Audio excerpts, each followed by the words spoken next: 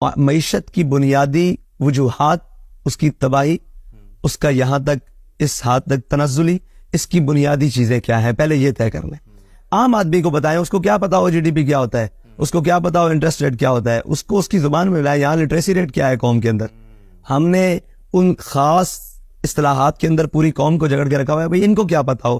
بھائی ہم یہ پوچھتے ہیں کہ اگر ہمیں نہیں پتا تو پوری قوم جو پڑھے لکھے آج تک 76 سال تک پاکستان کے اوپر ایوب دور سے لے کر آج تک سارے پڑھے لکھوں نے ان میں سے چلائی ہے. کون ان پڑھ تھا؟ کون ان اصطلاحات سے واقف نہیں تھا؟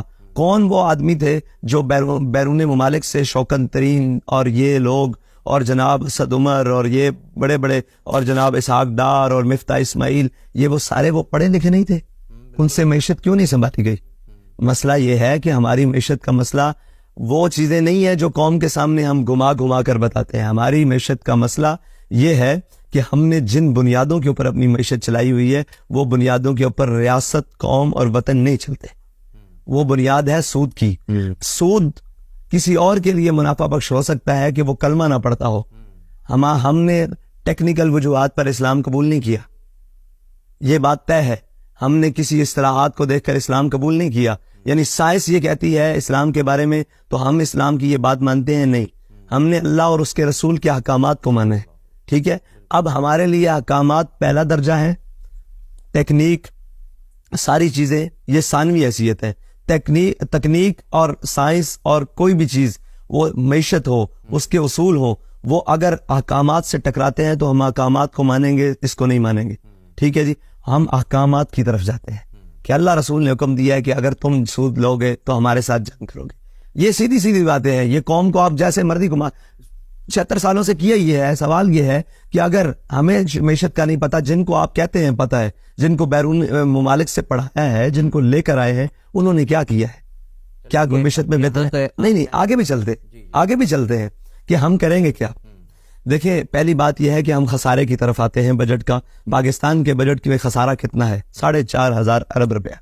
ٹھیک ہے جی، اس 4,500 ارب کے لیے پاکستان کے اندر جتنی اشرافیہ ہے، جتنی بڑی جناب لوگ ہیں جو دیواروں کے اندر رہتے ہیں، قوم کی بات نہیں کر رہا، قوم تو ملک کے اندر رہتے ہیں، کچھ لوگ ہیں جو دیواروں کے اندر رہتے ہیں، جنہوں نے ملک کے اندر ملک بنایا ہوا ہے. اور جن لوگوں نے، مراد اسٹیبلشمنٹ نہیں ہے، مراد وہ اشرافیہ بھی ہے، اس میں اسٹیبلشمنٹ بھی آتی ہے، اس میں بیوروکریسی بھی آتی ہے، اس میں وہ ساری چیزیں آتی ہیں، جنہوں نے اپنا ایک علیحدہ اسٹیٹس پوری قوم کے اندر بنایا ہوا ہے. مجھے یہ بتائیں کہ ایک طرف آبادی ہے 10 لاکھ کی اور ایک طرف آبادی ہے 2 لاکھ کی. 10 لاکھ کی آبادی کو بجلی میسر نہیں ہے، 2 لاکھ کی آبادی کی لوڈ شیڈنگ ہی نہیں ہوتی. یہ کیا طریقہ کار درست ہے قوم کے ساتھ؟ 10 لاکھ کا ریونیو اکٹھا کر کے 2 لاکھ کی آبادی کے لیے پل، سڑکیں تعمیر، بجلی، گیس، نالا، سیوریج، سارا کچھ تعمیر ہوتا ہے اور 10 لاکھ کو پوچھا بھی نہیں جاتا. یہ بنیادی اصول ہے بھائی، یہ کوئی سائنس نہیں ہے. یہ ہم نے آج تک پورے پاکستان کی سیاست کو یہ کہا ہے کہ یہ بڑا ٹیکنیکل، کوئی ٹیکنیکل پرابلم نہیں ہے پاکستانی سیاست کے لیے. دیکھیں مجھے یہ بتائیں کہ اگر ایک غریب آدمی ٹیکس چوری کرتا ہے تو اس کا ٹیکس 10 روپے، 100 روپے، 1000 روپے بنتا ہے، اور پاکستان کے کتنے امیر آدمی ہیں جو ٹیکس چوری کرتے ہیں، ان کا وہ تمام غریبوں سے زیادہ ٹیکس چوری ہوتا ہے. ٹھیک ہے، تو یہ مجھے بتائیں، یہ ساری چیزیں ہیں. قوم تب تعمیر ہوگی کہ جب دیانت اور سچائی کی بنیاد پر سیاست ہوگی. جھوٹ اور بددیانتی کی بنیاد پر چلنے والی سیاست کا وہی حال ہوگا جو 76 سال میں ہوا ہے ہمارے پاکستان کے ساتھ. آپ ان سب سے یہ چھین لیں گے؟ نہیں، چھیننے کے لیے تو نہیں آئے. دیکھیں، اکثریت رائے کا احترام، ٹھیک ہے، جمہوریت ہے. بڑی خوبصورت بات کی آپ نے کہ اکثریت رائے کا احترام. اگر اکثریت رائے یہ سمجھتی ہے کہ یہ لوگ درست ہے تو ہم اس وقت تک ان کا احترام کریں گے کہ اکثریت ان کے ساتھ ہے. وہ سمجھتی ہے کہ ان لوگوں کے پاس نہیں. اگر اکثریت ہمارے ساتھ ہو گئی تو پھر ہم چھینیں گے نہیں، پھر ہم وہ اصول وضع کر کے بتائیں گے کہ آپ نے یہاں غلط کیا. مجھے یہ بتائیں کہ آپ یہ سمجھتے ہیں کہ پاکستان کے اندر تنخواہوں کے حساب سے لیا جائے، مراد کا ایک حساب سے لیا جائے، ایک غریب کا بچہ ہے جو سالانہ 700 روپے روزانہ کی بنیاد کو آپشنل وہاں پہ جس کو کرنا ہے وہاں پہ عالم دین بھی بنے. اب ایک آخری سوال ہے، یہ عوام کا سوال ہے، کیونکہ یونیورسٹی اسٹوڈنٹ سے جب ہم بات کرتے ہیں تو ہم دیکھتے ہیں کہ ان کا جو ایک مائنڈ سیٹ ہے، جو ان کا ایک پرسیپشن بنایا گیا ہے، وہ یہ ہے کہ اگر کبھی کسی دن اس ملک کی حکومت مولویوں کے ہاتھ آ گئی تو بھائی تمہارا ایٹم بم جو ہے وہ بن جائے گا ایک عذاب، کیونکہ یہ تو بات بات پہ دھمکی دیں گے، ہم اس پہ ایٹم بم مار دیں گے، ہم اسرائیل پہ ایٹم بم مار دیں گے، ہم امریکہ پہ مار دیں گے. اور ایسا نعرہ ظاہر ہے کہ ڈپلومیٹک ورلڈ میں تو یوں کر کے اگر ناک کھجا دیں آپ تو ایک اشارہ ہوتا ہے، صحیح ہے. تو ایسا بیان اگر چلا جائے گا تو وہ تو پھر کام ہو جائے گا کہ دوسروں کو آپ دعوت دے رہے ہیں کہ آؤ یار ہمارا بیڑا غرق کر دو. میں ایک اس سے ہٹ کر ایک بات کرتا ہوں، پھر اس سوال پر آپ کرتا ہوں. اسرائیل کے وزیر نے دھمکی دی کہ ہم غزہ پر ایٹم بم مار دیں گے، کسی نے کیا ان کا بگاڑا ہے؟ 57 اسلامی، جیسے میں خاموش ہو گیا ہوں، 57 اسلامی ممالک، کسی ایک نے بھی بیان دیا ہے؟ انہوں نے تقریباً یہاں ہزاروں بچے، خواتین، مردوں کی تو تعداد ہی علیحدہ ہے، الگ ہے، ٹھیک ہے، انہوں نے شہید کر دیے. کیا کوئی دنیا میں بولا ہے؟ نہیں. بھائی یہ یاد رکھنا، طاقتور ہمیشہ طاقتور ہوتا ہے، اپنی طاقت کو پہچانے.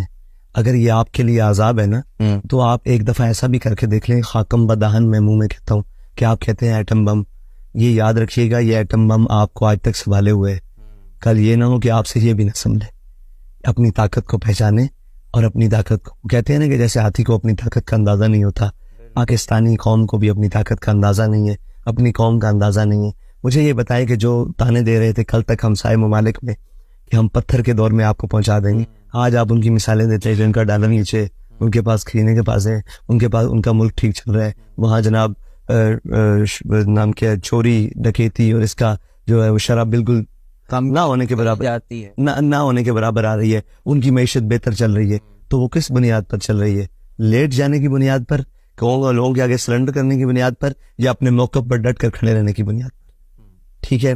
اچھا اگر آپ یہ کہتے ہیں کہ ڈپلومیٹک دنیا میں یہ ہوتا ہے تو یہ یاد رکھیں کہ ڈپلومیٹک دنیا میں طاقت کی بات مانی جاتی ہے. دنیا میں آپ جتنے مرضی معاملات چلا لیں، ویٹو والے ویٹو ہیں، 5 ویٹو ہیں، وہ ویٹو ہیں. آپ جب تک اپنی طاقت نہیں لائیں گے، لوگوں کو یہ نہیں بتائیں گے کہ ہم طاقتور ہیں اور ہم اپنا حق چھین کر بھی لیں گے، اس وقت تک آپ کی بات کوئی سننے کے لیے تیار نہیں. اب تو پتہ نہیں یہ ہے یا نہیں، اب تو ایران آپ کی بات نہیں سنتا. آپ اب ڈپلومیٹک دنیا کی کہاں بات کر رہے ہیں، وہ اوپر والی جگہ پہ بات کر رہے ہیں اور کہتے ہیں کہ مولویوں کے ہاتھ میں ایٹم بم آ گیا. تو یار 76 سال میں آپ کے ہاتھ میں ہے، آپ نے اس سے نے آپ کی حفاظت کرنی تھی، آپ سے اس کی حفاظت نہیں ہوتی. اب تو ہمارے پاس یہ بھی ایک دفعہ پروگرام چل چکا ہے کہ اس ایٹمی پروگرام کو بیک رول، یہ پروگرام IMF کے اس شکوں میں شرائط میں شامل ہے، وہ وضع کریں نہ کریں. اور IMF کے ساتھ جو ابھی 10 سے 12 شکوں جو ابھی پبلک نہیں ہوئی، وہ جس دن ہو گئیں اللہ خیر کر دے گا اس ملک. تو بہتر ہے، ٹھیک ہے، ہم تو مر رہے، دیکھیں ہم تو وہ لوگ نہیں ہیں، اس دینی طبقہ، علماء طبقہ، مولوی طبقہ، اس پاکستان کا وہ دینی اور جناب طبقہ، وہ اس پاکستان سے بھاگا نہیں ہے. ہم پہلے بھی نہیں بھاگے، انگریز آیا تھا، یہ سب بھاگ گئے تھے، باخدا بھاگ گئے تھے. انہوں نے یا تو اس سے ساز باز کر لی یا بھاگ گئے تھے. ٹھیک ہے، ہم اس وقت بھی انگریز کے سامنے کھڑے رہے، 1857 کی جیلیں کاٹی، کالا پانی کی جیلیں کاٹی، سر چوکوں میں لٹکوائے. ہم آج بھی کھڑے رہیں گے.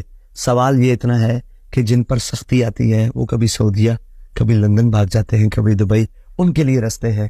ٹھیک ہے، آپ کہتے ہیں ہم ایٹم بم جناب آپ کے لیے، تو مجھے یہ بتائیں کہ ایٹم بم آپ نے کس مقصد کے لیے رکھا؟ اپنی حفاظت، دنیا ڈرے ہم سے. ہاں، تو جب ہم یہ بات کرتے ہیں تو آپ کہتے ہیں مولوی مار دیں گے.